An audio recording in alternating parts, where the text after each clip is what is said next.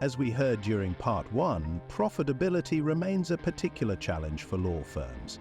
In this second of 7 discussions led by Lexington's Katie Didnan and Paul Browne, we explore the relevance of implementing effective pricing strategies to maximize profitability while maintaining client value and competitive positioning. So let's talk about one of my pet subjects, which is pricing and how to price. It's something that is difficult. I fully acknowledge that it's very difficult to price a service and to price the cost of people's brains. Basically, in fact, it's almost impossible, but not quite. For me, the key bit about this is for law firms to start embracing differential pricing and not saying we've got an hourly rate and that's what we charge, but to appreciate that some of their services are worth more than others. It doesn't mean their people are worth more than others in themselves. It just means that the service they provide. And as you and I know only too well, because we've both hung around law firms for far too long, it's changed. You know, what was worth a lot 5 years ago is now not worth a lot, and that's how it moves. But it's really important to work out what your individual client will pay for and, of course, what they won't pay for, because that's changing with technology and all sorts of things. And just interested to get your views on some of this as well. I think that is the key. What will the client pay for?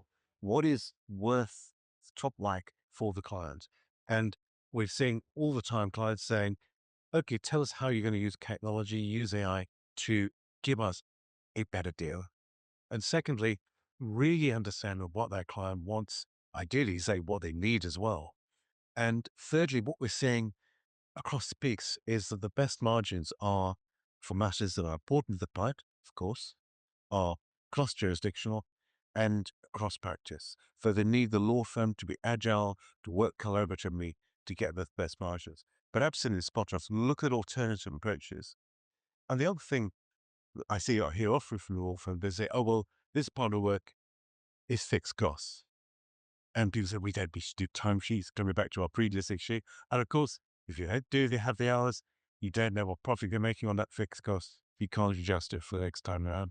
So using multiple ways, but crucially, what will the client pay for? What do they want?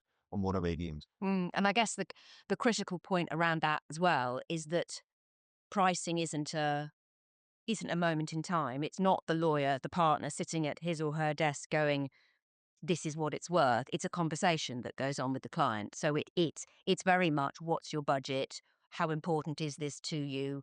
You know, and it's not around hoodwinking your client or trying to pretend that something is worth more than material. It's about honesty and about having a very open conversation. And that's something that I think lawyers in the past have drawn back from. I mean, I see more law firms doing it better these days with the clients they know really well, but it's a relationship opportunity discussing money. And understanding what the client pressures are. Yeah. So, for example, some big government deals that we worked on recently, the government said, we don't want to pay more than a certain amount of fee levels.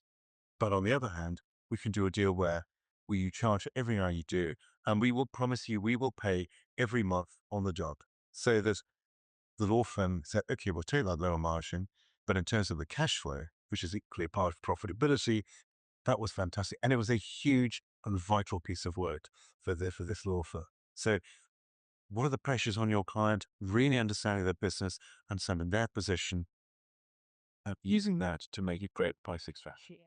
And then having the ability to use different types of fee structures, what used to be called alternative fee arrangements. I don't think they are really anymore. I think most people are doing all sorts of different things, but it's about to be sustainable, you've got to do those in a repeatable fashion. So again, it's not just one person sitting there and he happens to know how to put together a success fee. It's then sharing that information around the partnership and saying, this is the way that we at XYZ law firm deal with success fees. And it's about having those processes that sit behind it, which would make a lot of what I help law firms with as far as bidding and sales and all of that sort of thing a lot easier to do. because you'd have a full understanding of what your client was prepared to pay for and what they weren't. And transparency as well. Clients are saying we want to know how much we're going to be charged and when we're going to be charged, because otherwise they could have their finance director on them pushing back on the whole thing. So having that transparency and clarity is just a key part of both. What's the solution? I mean, maybe there isn't a silver bullet. I think we both know that. But it's how do firms get better at this? Um, I mean, is it about training? Is it about processes? Is it about all of them? What's the key? I think it's the heart of it is really understanding a clientship owns business. Once you got that, training to so you understand the alternatives and being creative. We're working with brilliant brains on law firm hire, absolute brilliant brains. It's like, how can we get the right solution for you, the client, not just in what we do legally, but in the way that we answer. Mm.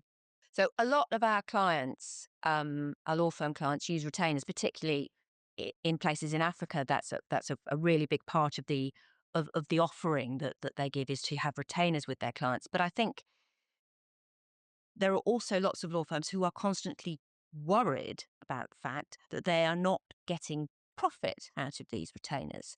Um, they're getting work and utilization, so and knowledge from the clients, but it's not profitable. What do you think about that? Well, I think a key part is also defining the scope of that retainer, so that if you define the scope, this also covers the wide range of pricing. Define the scope, what you're going to get for this retainer, what you're going to get for this piece of work. And if you've defined that properly in your initial letter, then if it goes beyond that, then you can say, this has gone beyond scope, have conversation, it's all clear and transparent, and then you can move forward and charge possibly a bit more. Yeah, and it's that old thing about you can't price without scope. Absolutely.